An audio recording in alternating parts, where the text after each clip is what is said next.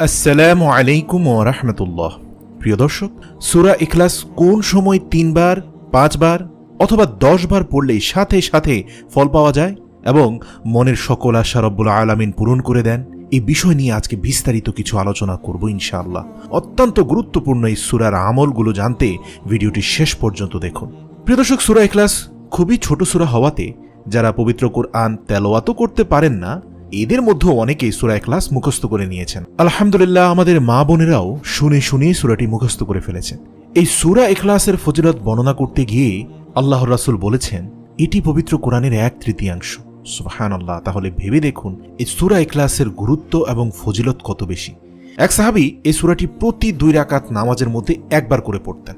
তো সাহাবারা এটা জানতে পেরে রাসূল সাল্লাল্লাহু আলাইহি সাল্লামের কাছে অভিযোগ দায়ের করলেন এবং আল্লাহর রাসূল ওই সাহাবীকে জিজ্ঞেস করলেন, তুমি কি সত্যি প্রতি রাকাতে এই সূরা পড়তে থাকো?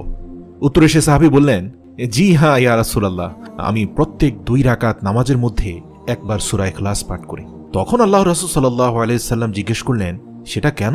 তখন সাহাবী উত্তর দিয়ে বললেন, ইয়া রাসূলুল্লাহ, আমার পড়তে অনেক ভালো লাগে, কারণ এই সূরায় আমার রব্বুল আলামিনের পরিচয় রয়েছে। আমি যত পড়ি তত শান্তি পাই। আল্লাহর রাসূল সাথে সাথে বললেন, এই ব্যক্তি মৃত্যুর পর সরাসরি জান্নাতে যাবে। সুবহানাল্লাহ। হাদিস দ্বারা এই কথাটি প্রমাণিত হয়েছে যে সূরা ইখলাস কত বেশি পরিমাণে ফজিলতপূর্ণ সূরা এবং এর গুরুত্ব কত বেশি। আর এই সূরাটি তখন নাজিল হয়েছে যখন কাফের, ইয়াহুদি, খ্রিস্টানরা মুসলমানদেরকে প্রশ্ন করল, তোমাদের রবের পরিচয় কি? তোমাদের আল্লাহর পরিচয়টা কি? সে কিসের তৈরি, সোনা, রূপা নাকি মাটির তৈরি? এভাবে রব্বুল আলামিনের পরিচয় নিয়ে কাফের মুশরিকরা কটাক্ষ করতে থাকলো। তখন তাদের এই সকল উদ্ভট প্রশ্নের জবাবে রব্বুল আলামিন সূরা ইখলাস নাজিল করলেন। প্রিয় দর্শক, আমি আবারও বলছি, এই সূরাটির মধ্যে আল্লাহ তাআলার অস্তিত্ব এবং সততার সবচেয়ে সুন্দর ব্যাখ্যা রয়েছে। হাদিস শরীফে এসেছে, জনৈক ব্যক্তি আল্লাহর রাসূল সাল্লাল্লাহু আলাইহি সাল্লামের কাছে গিয়ে বললেন, আমি সূরা ইখলাসকে ভালোবাসি। তখন রাসূল সাল্লাল্লাহু আলাইহি সাল্লাম বললেন, এই সূরাকে ভালোবাসার কারণে তুমি জান্নাতে যেতে পারবে। সুবহানাল্লাহ। মুসনাদে আহমদ শরীফে এই হাদিসটি রয়েছে। প্রিয় দর্শক, এখন হয়তো আপনি বুঝতে পারছেন যে এই সূরাটি কতটা ফজিলতপূর্ণ। একবার আল্লাহর রাসূল সাল্লাল্লাহু আলাইহি সাল্লাম বললেন, তোমরা সবাই একত্রিত হয়ে যাও, আমি তোমাদেরকে কোরআনের 1/3 শোনাবো। এরপর আল্লাহর রাসূল সূরা ইখলাস তেলাওয়াত করে শোনালেন। হাদিস শরীফে এসেছে, আল্লাহর রাসূল সাল্লাল্লাহু আলাইহি সাল্লাম বলেন, যে ব্যক্তি সকাল বিকাল সূরা ইখলাস, সূরা ফালাক এবং সূরা নাস পাঠ করবে, আল্লাহ তাআলা তাকে সব ধরনের বিপদ আপদ, বালা মুসিবত এবং হতাশা থেকে রক্ষা করবেন। এই হাদিসটি আবু দাউদ এবং তিরমিজি ও নাসাই শরীফে রয়েছে। প্রিয় দর্শক, আপনাদেরকে সুন্দর আরও একটি হাদিস শোনাই। তা হলো, রাসূল সাল্লাল্লাহু আলাইহি সাল্লাম প্রত্যেক দিন ঘুমানোর আগে সূরা ইখলাস এবং সূরা ফালাক ও সূরা নাস পাঠ করতেন। এরপর তার 2 হাত মোবারকে ফু দিয়ে পুরো শরীর এবং মাথা মাসেহ করতেন। এরপর তিনি ঘুমিয়ে পড়তেন। এই হাদিসটি বুখারী, আবু দাউদ এবং তিরমিজি শরীফে রয়েছে। প্রিয় দর্শক, এতক্ষণ পর্যন্ত তো সূরা ইখলাসের অনেক ফজিলত সম্পর্কে জেনেছেন। এবার চলুন জেনে নেই সূরা ইখলাস কখন এবং কতবার পাঠ করলে সঙ্গে সঙ্গে মনের আশা পূরণ হয়ে যাবে এবং সব ধরনের বিপদ আপদ থেকে বাঁচতে পারবেন। এই পর্যায়ে আমি সূরা ইখলাসের আমল সম্পর্কে আলোচনা করব। প্রিয় দর্শক, এই সূরা আমল করার সবচেয়ে উত্তম সময় হলো শুক্রবার আসরের নামাজের পর থেকে মাগরিবের নামাজের আগ পর্যন্ত এবং এর মাঝখানের সময়। উক্ত সময়ে আপনি সূরা ইখলাস 3 বার, 5 বার অথবা 10 বার পাঠ করবেন। পাঠ করার সময় আপনার সে চাওয়া পাওয়াগুলো আপনার স্মরণে রাখবেন। মানে এই সূরাটির আমল আপনি কেন করছেন, কোন আশা নিয়ে, কোন উদ্দেশ্য নিয়ে, সে বিষয়টি আপনি মাথায় রাখবেন এবং দিল থেকে সূরাটি তেলাওয়াত করবেন আর মনে মনে রব্বুল আলামিনের কাছে সাহায্য প্রার্থনা করবেন।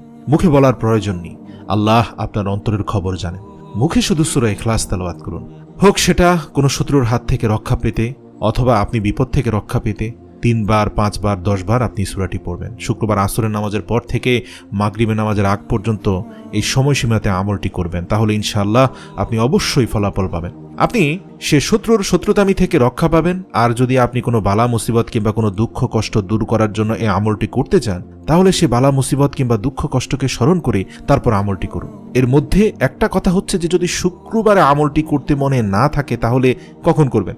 যদি কোনোভাবে শুক্রবারে মিস হয়ে যায়, শুক্রবারের কথা মনে না থাকে, তাহলে বৃহস্পতিবার আসরের পর থেকে মাগরিবের আগ পর্যন্ত এই সময়ে আমলটি করবেন। আর যদি আপনার সেদিনও মনে না থাকে, অর্থাৎ বৃহস্পতিবারও যদি আপনার মনে না থাকে, তাহলে দিনের যে কোনো সময় যখন ইচ্ছা তখন আপনি পুরো সপ্তাহের যে কোনো একটি সময়ে আমলটি করতে পারেন। কিন্তু আমলটি করার আগে 2 রাকাত নামাজ পড়ে নেবেন। এই নিয়মগুলো মেনে যদি আপনি আমলটি করতে পারেন, ইনশাআল্লাহ আপনার মনের সকল আশা আল্লাহ রাব্বুল আলামিন পূরণ করে দিবেন। আমলটি করার সময় খুব ভালোভাবে মনোযোগ দিয়ে আমলটি করবেন। আশা করছি আপনি অবশ্যই এর ভালো ফলাফল পাবেন এবং আপনার সেই ইচ্ছা আকাঙ্ক্ষা অবশ্যই আল্লাহ তাআলা পূরণ করে দিবেন।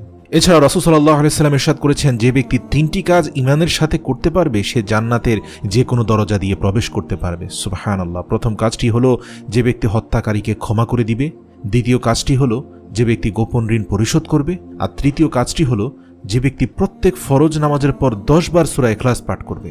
এই 3টি কাজ যে ব্যক্তি করবে সে ব্যক্তি জান্নাতের যে কোনো দরজা দিয়ে প্রবেশ করতে চাইবে সে দরজা দিয়ে প্রবেশ করতে পারবে। সুবহানাল্লাহ। সুতরাং পুরো ভিডিও জুড়ে আপনি জানতে পারলেন যে সূরা ইখলাসের কত বেশি ফজিলত রয়েছে এবং এজন্যই সূরা ইখলাসকে পবিত্র কোরআনের 1/3 বলা হয়েছে। আল্লাহ আমাদের বেশি বেশি সহিহ আমল করার তৌফিক দান করুক। আমিন।